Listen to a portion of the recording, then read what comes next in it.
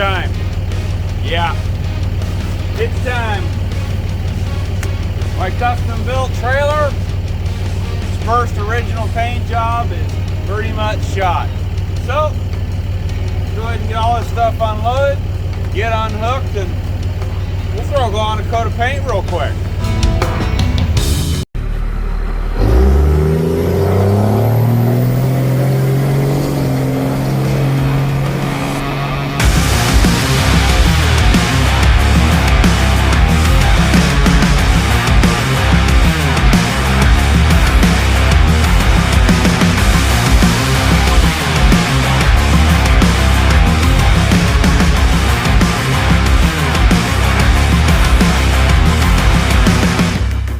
I'm Bobby J. Welcome back to the channel.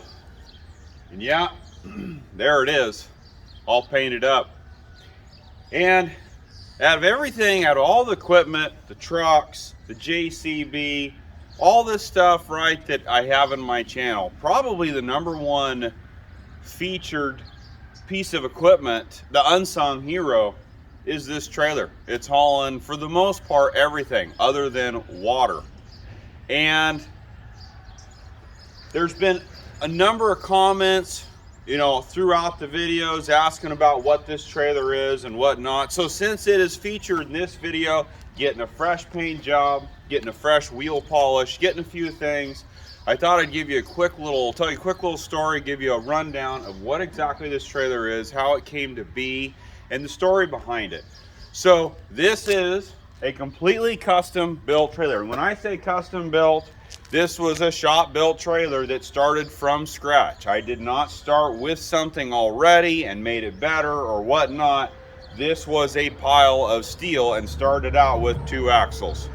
So the story behind this trailer, how it came to be, was we were farming a lot in the early 2000s, mid 2000s, and we got into a different style of spraying our rice, and we needed a trailer specifically for hauling a certain piece of equipment. And a beaver tail gooseneck was the ideal setup to go behind the pickup, and we did not have one of those. So we actually rented a trailer for about a year, and that was a pain in the butt. It wasn't the best trailer in the world, and so I wanted to go and buy a Pro Track. You know, this is like 2008, 2009 era time frame. You know, a lot of manufacturers down in Texas. I think that's still the case, but I actually had worked out the deal with the Pro Track to buy a trailer and actually haul a couple to stacked up on top and haul a couple to Southern California and drop them off there. But my dad was dead set on, oh no, we'll build a trailer. We'll just build a trailer. And to give my dad credit, my dad at one time in his 20s had a welding manufacturing shop, and that's what he did. He built all kinds of stuff, and trailers being one of them. He's probably built himself well over a dozen trailers. And so I said, okay, then I guess that's what the plan is. We'll go ahead and build a trailer. And it started out with, we found the Alco 10K tandem duals, the axles themselves with springs on Craigslist locally. We bought them for 400 bucks. And, you know, be it that's like 2008, 9-ish, you know, you calculate COVID and inflation, and what is that, about $3 million in today's money. But yeah, back then it was 400 bucks, picked up those 2 axles. And the quick story behind them is the guy did not want to have CDL status, so he actually pulled his tandem duals out of his trailer and put a pair of, I don't know, singles, whatever he thought he was going to be, under 26K. And they were pretty low mile. It was a good deal. So we built this trailer. My dad and I designed this trailer together. We started out building it together, and we got most of the structural stuff done, and then I kind of took over from there, and I did all the finish welding. I did all the finish work, and of course I did the electrical. I did all the wiring, the electrical, the deck, the paint, all that stuff. I finished all that up. I built the ramps, everything all that by myself. But yeah, it was quite the project, because this is the first trailer that I had been involved with to actually build from scratch with my dad. So it was a huge learning process for me. I was in my 20s, early 20s at that time, and fantastic project. But I'm really, what I want to also mention is I'm really glad that we decided to do this. And because the reason is because this trailer, now mind you, this is like 2010.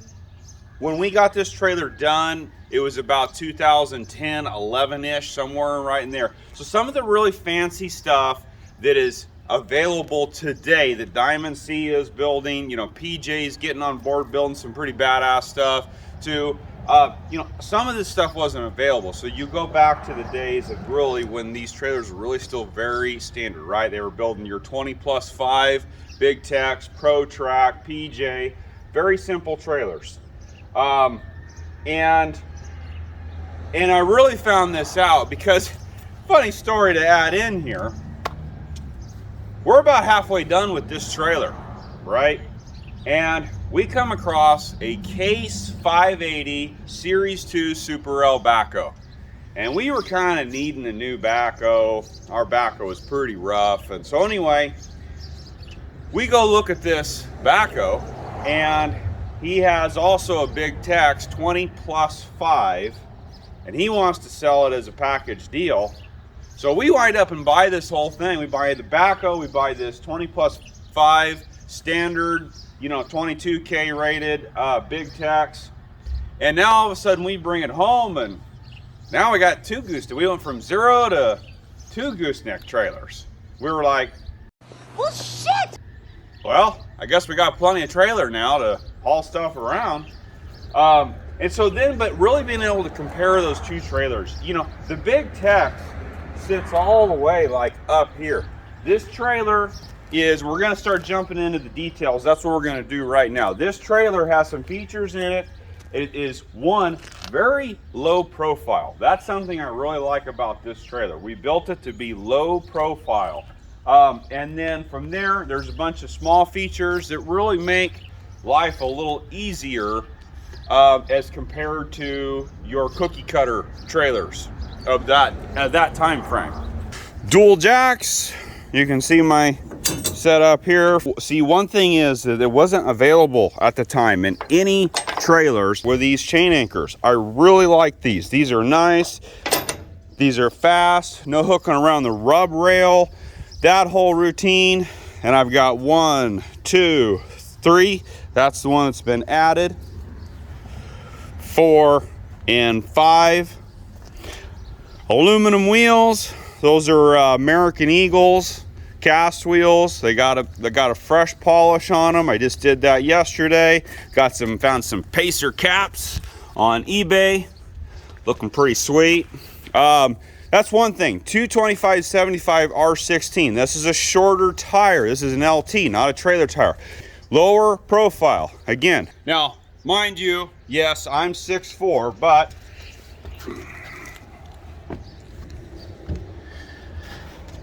just like that, I can just walk right up onto this deck. You know, when you're on about your 3rd or 4th load for the day, hauling equipment, that stuff adds up.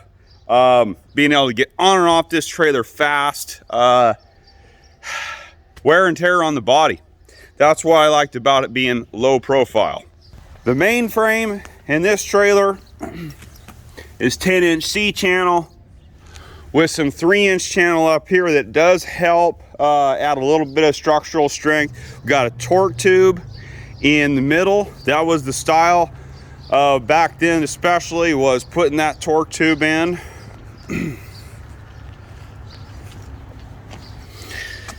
Your standard 10K slipper, Dexter slipper suspension, and there's a brace.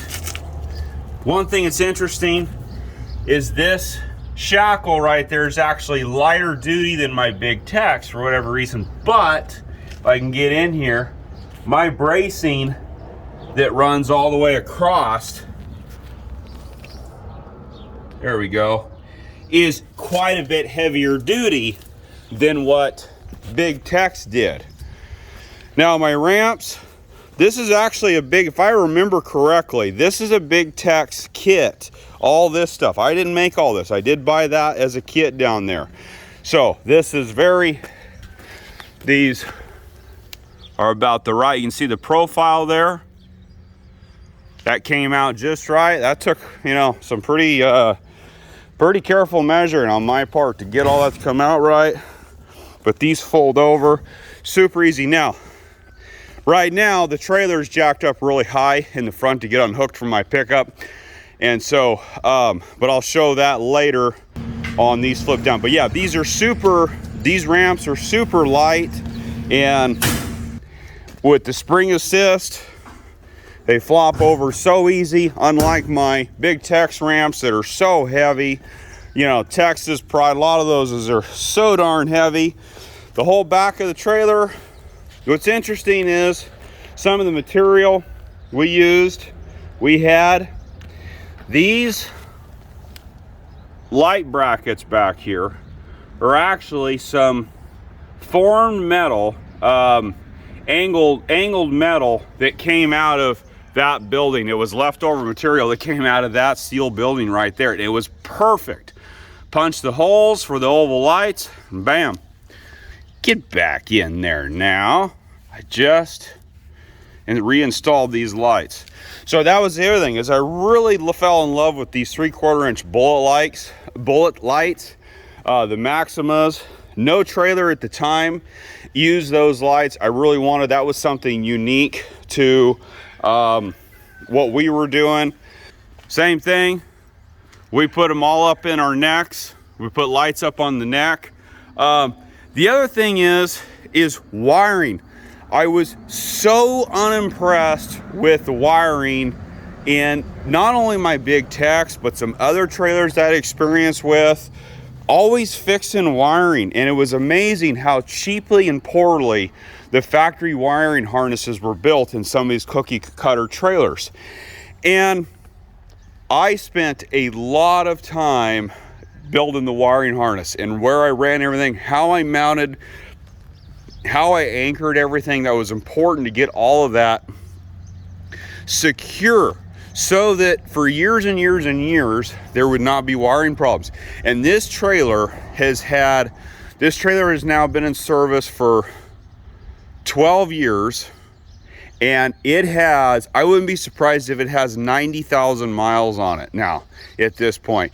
And 90,000 miles, no, that's not very, that's 1 year for, you know, an OTR guy, a real hot shotter out there running, you know, coast to coast, 11 Western, whatever, right? But for the guy that is not an OTR guy, that is hauling equipment locally, 90,000 miles takes a long time. That is a lot of loads. That is so many loads on and off this trailer. That's a lot of hauling. But yeah, like I said, the wiring harness, over all that time, I have had one brake wire come loose on me and one light come loose on me. That is it. That is all the electrical trouble I have had in this trailer. Super winch, 10K winch. I've used that thing like 3 times in 12 years, but hey, it's there.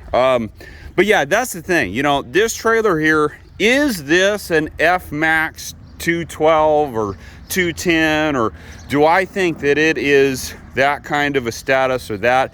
No, it's not. But also too, this trailer, this has a pair of 10Ks under it. This is, in theory, this is about a 24K trailer is what this is rated for. And, you know, testing this trailer, I kept over the years putting more and more and more weight on it until I literally had 19,500 pounds on the tandem duals, and no issues, no problems, no cracks. That's the other thing I should add.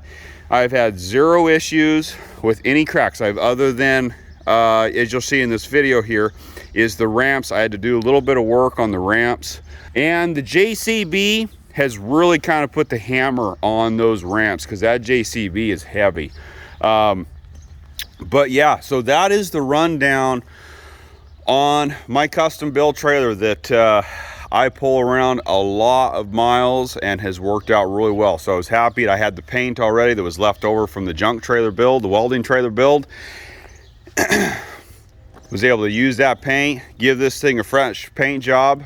So yeah, that's pretty much the rundown on our shop built trailer. And you know, most of our trailers are all built by us. It's something that we do. Some guys get real excited about having certain brands in their stable and everything. And for us, trailers are one of those things that we build to order as we need them, and it's just kind of our thing to build our own trailers. A lot of effort goes into it. You know, really, where we get, you know, the truck sometimes gets all the glory, right? The power unit, but the trailer really is the hands-on piece of equipment doing the actual work. You know, the truck is just the power unit. And so, like I said, at that time in 2010-9 era, I was really excited to put a lot of features in this trailer, like I've shown, that were important to me, that I felt like were a definite user advantage over what was available at that time on the market. And while now some of the trailer technology of today has really come along a long ways. You know, the big thing is having an arch in the trailer. We've always wondered that. Why, you know, semi-trailers, Class 8 stuff, they've had arches in their trailers and their frames for 50 years. Longer than that, really. It's like, it's amazing how long it took for that technology or that thinking to be finally integrated into the hot shot, you know, this size of trailer, essentially, this rating of trailer. So I am very excited to start on a new trailer, and that is in the near future of a new trailer project, because I really want a hydraulic dovetail. It is time to get in some bigger axles. I am loading this trailer up to max pretty often, and can't wait to start a new trailer. But yeah, and here is that process on getting this thing slammed with some paint. Now, enjoy. I got to get hooked up. I got to get out of here. I got to go pick up a load.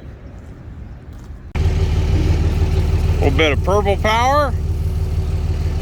Get everything all nice and degreased.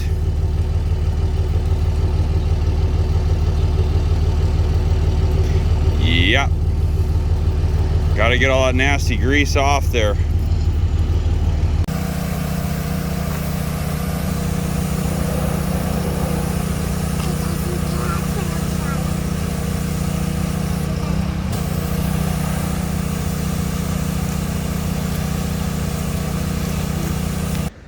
Now, one thing about, see, these are these chain anchors. I really like these. I think these are so slick.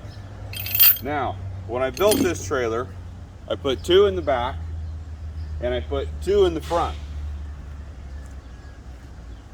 1 there,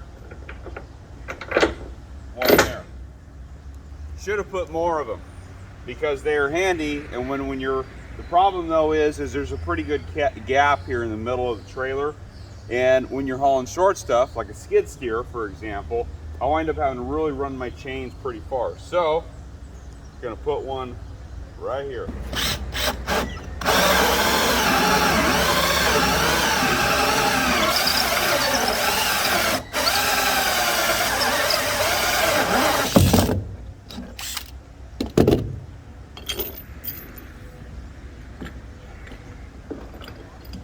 There it is.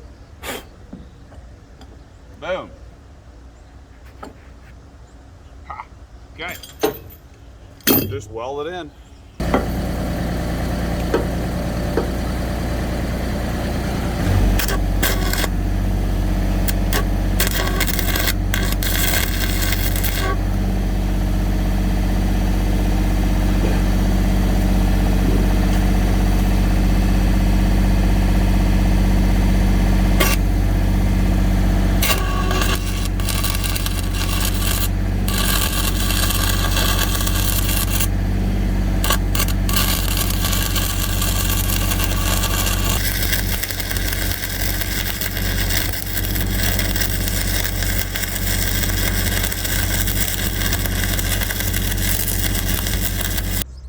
Okay, most of the sanding is pretty much done, except got a little up here in the front still to do.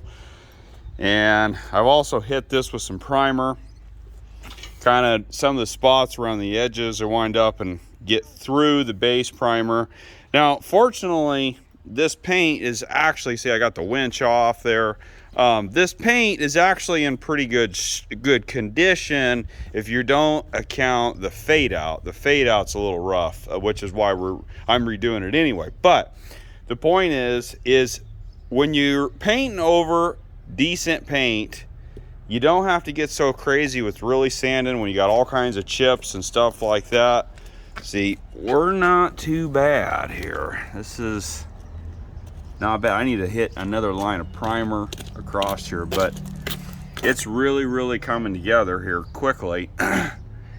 And got the aluminum wheels off. Got a bunch of welding done in the back. I gotta pull those mud flaps off. Bunch of tack welds here on that expanded metal. I added some more bracing. These ramps are the only thing that I would say, or maybe that I would say was a little bit, I had a crack right here. Had a little bit of issues. Added another brace there. These ramps were not necessarily quite heavy enough, I would say. I mean, on the other hand, they have held up. I mean, it's on, you know, a couple of cracks here and there. But the thing is about these, they are spring assisted. And they are so light, so easy. You know, when some days I got 3 or 4 different pieces of equipment on this trailer, and you're up and down. That would be 4 pieces of equipment or 4 loads. That would be 8 times with those ramps up and down. It's nice not having big monster heavy ramps to take everything you got to lift it and lower them. So there we are. Keep moving here. Still got to get that aluminum wheel off. I've got a problem there. I've got a stud spinning inside the hub. I can't seem to get it off of there. Pulling, squeezing, pinching, can't seem to get it to grab on just enough to be able to get the lug nut off. So that's a little bit of a problem. But yeah, hoping in the morning here to get this finished sanding, wrap the sanding up. Got my logo all off of here, got some primer on there. Need to get this done quick. Need to get this, my plan is to spray this about 10-11 o'clock, let this dry in the day's heat. It's supposed to be 80 degrees tomorrow. That's perfect, because this, I don't have a paint booth, 1, and 2, this isn't fitting in a paint booth, your normal paint booth anyway. So 80-degree weather, calm winds tomorrow, perfect painting conditions. And I got to get this put back together because Thursday I've got a load. I got to head down south and go get something. So I got to get this done. All right, first thing here on the agenda this morning is tackling this little issue of a spinning stud. Already got my brakes backed off, got my cap and everything over. See, obviously already taken off. And there's the spindle nut. There's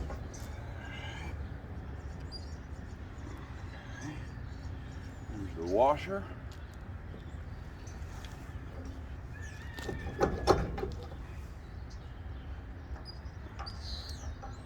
There's the bearing. As you can see, I'm running grease. I got tired. Over the years, I've had some issues with wheel seals. Now I use a National Seal, which is, I think they make the nicest seal you can get. And I kind of got things sealed up, no pun intended, for the most part. But, I don't know, I still had some trouble here and there. Long story short, I decided to just go all grease. 1, 2, oh. So, all right, I gotta harness my most inner samurai warrior here.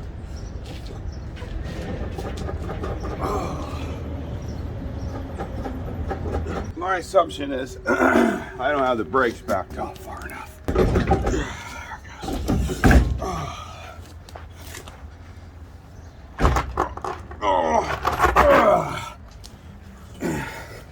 Let's see what we got here.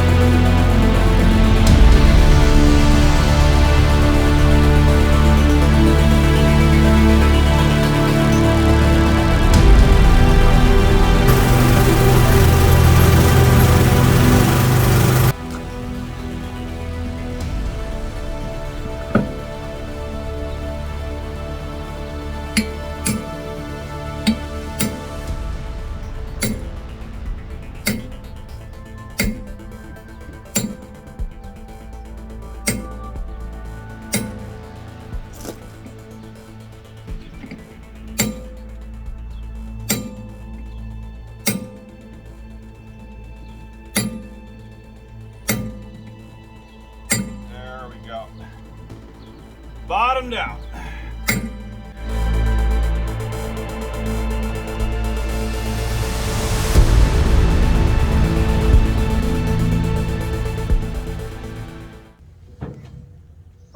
Yeah, my brakes and my magnets all still look good. I just gotta slam this thing together.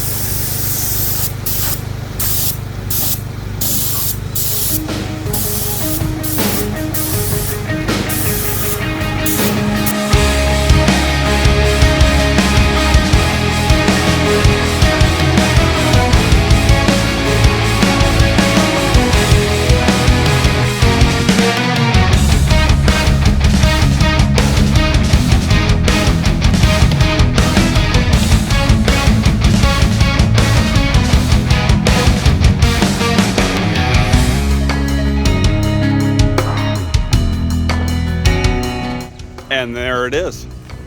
That took about a gallon of paint. and that is Exalta Rival is what this is. And this is a custom color that I've blended together with two factory packs that they have. And 4 quarts. I took about a gallon of material. Not bad, not bad. That stuff covers really, really, really well. That's just one coat, and I don't think that it needs any more. Like I said, it covers so well. You know, I was used to spraying Nason all the time, and shoot, it's just layer after layer after layer of that stuff. Man, spending a little bit more money was one thing. Nason's gotten out of control price-wise anyway, but you know, going with this Rival, this Exalta Rival, man, it just lays on nice and thick. But yeah, you know, this turned out pretty good. I mean, is this, you know, if you look here, is this perfect? Nah, but you know what? This is older wood. I'm really not too worried about that. Eventually this wood will get replaced. That's gonna wear off, And this is, you know, this is a scratch and spray deal. We started on this, what was it, yesterday morning? Worked about 7 hours, sanding, prepping, pulling lights, all that stuff, and worked about another 5 hours. I got 12 hours in this, and we're painted. I got to put it back together. Obviously, I'm gonna have about another 2 hours, I would say, getting the wheels and tires back on. But I got this all fixed, as I showed. That was an unexpected surprise, but you know, that happens. But yeah, gonna go working on getting these wheels polished right now. I'm gonna finish polishing up these wheels because they could use a fresh polish. Start putting this trailer back together because I got to get out of here tomorrow morning and head down south for something. So on to the next.